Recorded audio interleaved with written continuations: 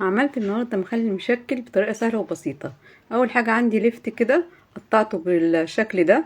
حابه ان انتي تقطعيه طويل، انا حبيت ان انا اقطعه مكعبات، وبحب اوي العروق دي فيه. لو انتي مش حباها خلاص ممكن تستغني عنها. وعندي حاجه بسيطه كده برضو للخيار، جايباه بلدي رفيع.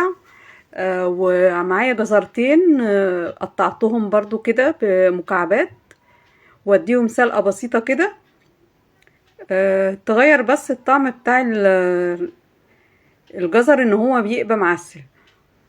كل حاجة كده هديها صدمة من المية بالشكل ده، ومش هستنى عليها 30 ثانية بس كده، ويبقى معايا جاهز. كل حاجة انا حطيتها 30 ثانية. وبعد كده هحضر بقى الخلطة بتاعتنا، اللي هي عبارة عن فلفل رومي احمر، فلفل حامي، شوية من الملح بقى، هنحط 4 معالق كبار ملح. وكمان هنحط خل، نص كوباية خل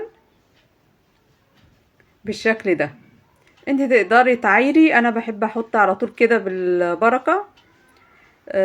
بإذن الله كده نفرمهم، وتبقى معايا الخلطة. وانا عبيت البرطمان على طول عشان ما اطولش عليكم. وهنكمله المية.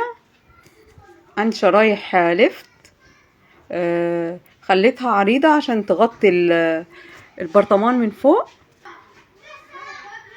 ونجيب كيس بقى عشان يمنع معايا الهواء ويمنع اي بكتيريا تخش فيه. بالشكل دوت هنغطيه ويبقى معايا جاهز. ويا رب يكون الطريقة عجبتكم. وبكده معايا خلاص كده، ممكن يقعد معاكي اسبوع بس وتاكليه. معايا بقى البرطمانات كنت عاملاها، تابعوا الفيديو فيه. معايا ليمون معصفر، وخيار مخلل، وادي اللفت اللي احنا عملناه المشكل. يا رب يكون الطريقة عجبتكم وسهلة وبسيطة، واشوفكم في فيديو جديد بإذن الله.